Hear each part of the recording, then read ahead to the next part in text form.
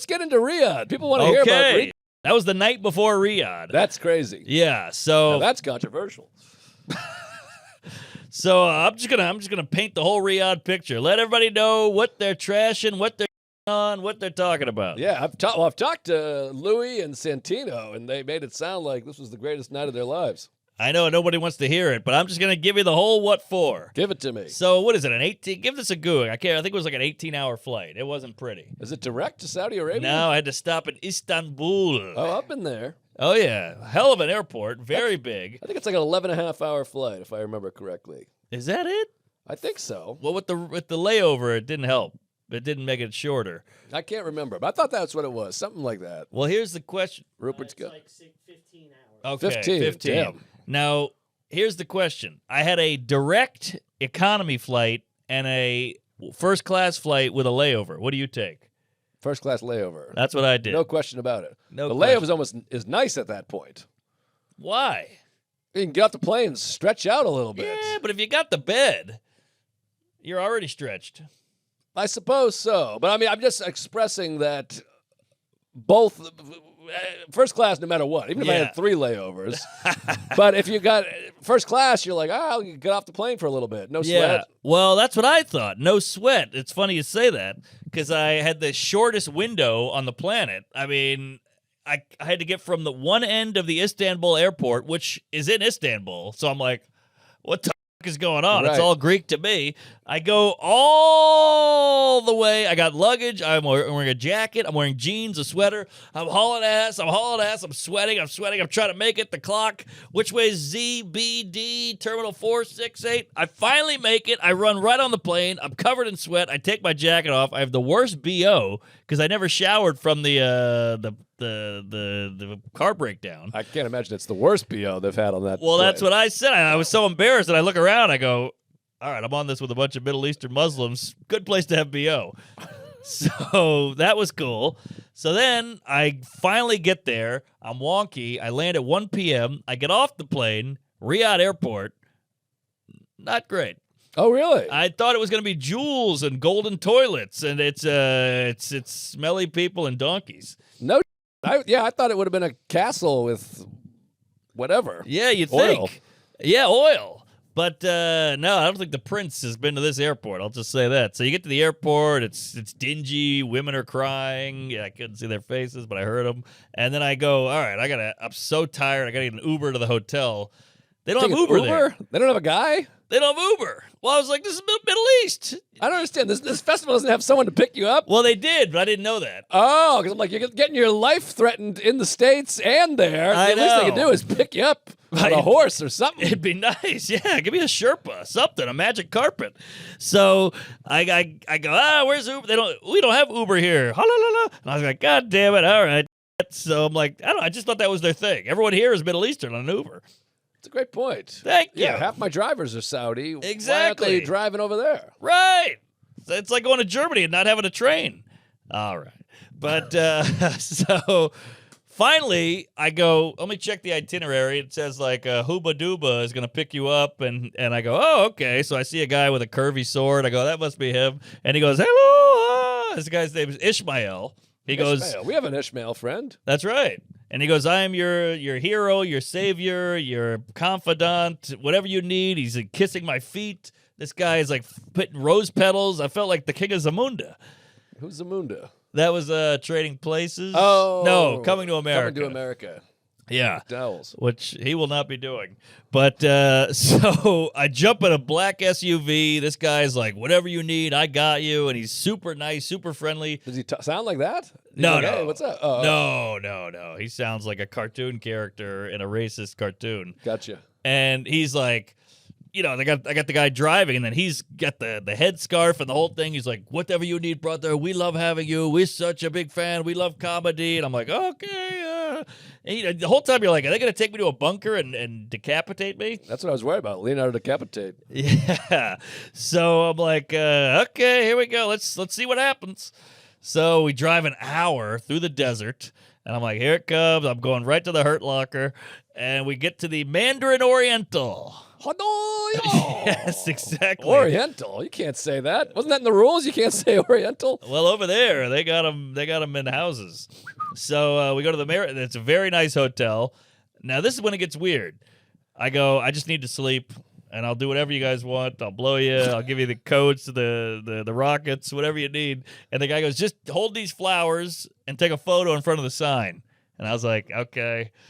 Which felt very weird, but he's like, Bobby Lee did it, Santino did it. I was like, all right, as long as everyone else did it. Because you don't want to be the guy going, Riyadh, here's me with flowers.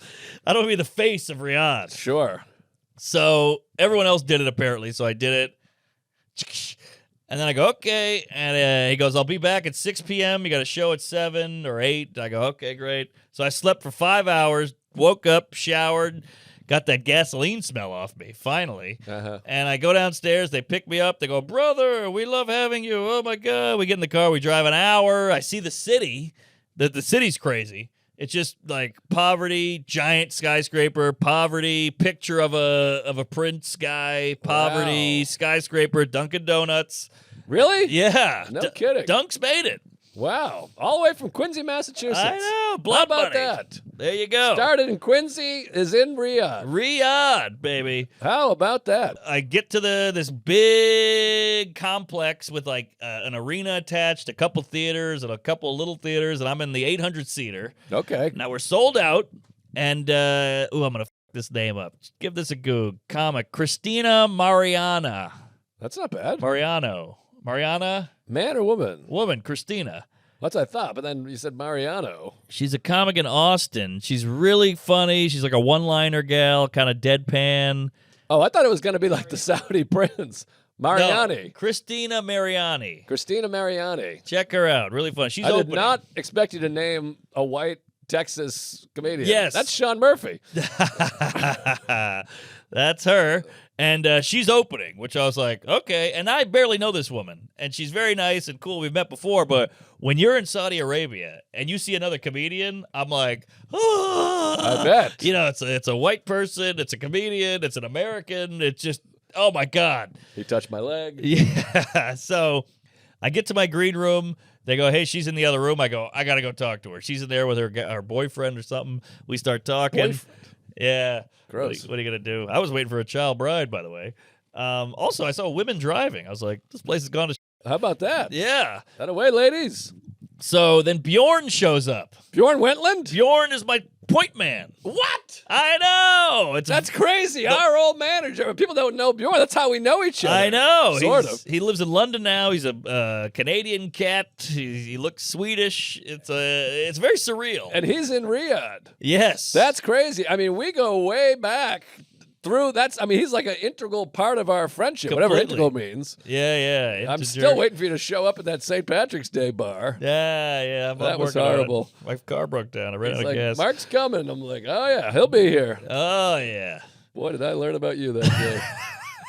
But he got us that gig emceeing for Joe DeRosa. That's true, yeah, in was Sacramento. big. I think we shared a hotel room. Sure did. So, Bjorn shows up, and he's like, don't worry, I got you. They're trying to get you to do a bunch of interviews and TV stuff. I told him no, and I was like, thank God you are here. I've never been so happy to see Bjorn. Wow. And they kept coming in and being like, we have candy for you. And he's like, we don't want any candy. And then they'd be like, okay. We have tea. And he's like, no tea. And it kept this happening for like 14 times. Wow. And they're like, we want you to sample some of our dates. They love their dates. Like the fruit. Yeah. Date. That's what they kept doing to me. And I was like, we're good on the dates. And he's like, you want to do a TV interview? We have a camera out here. And he was like, no interview. And he would close the door. Yeah, no way. And I would have done all of it if he wasn't there. Because I can't say no. Thank God for Bjorn. I know. Born again Christian. Still Bjorn. So she goes out, Christina, and does great. And I was like, okay, I've never been this nervous. They gave me a list of what to say, what not to say. And I go, okay. Are you doing an hour? I'm doing an hour. Oh. Sold out. I look out. It's a perfectly lit crowd. Everyone's wearing the tajiki, the burqa. It's a sauce, I think. Tzatziki sauce. Daishiki, Bill Burqa. I mean, everyone's covered. And so you're like, well, this is going to be weird. It's kind of like COVID with the mask. Oh, yeah. Are they honking horns? So I'm like, here we go. And I just did my act, and I did every joke I wasn't supposed to do. Oh, really? Because you know when you're just in the pocket, you're like, I'm just doing my act on autopilot. Sure. And they said, don't talk about gay, don't talk about the government, don't talk about their religion. I went in, I drew a picture of Muhammad. I mean, I went all in. I did everything. I would love if a bullet just came through here. Oh.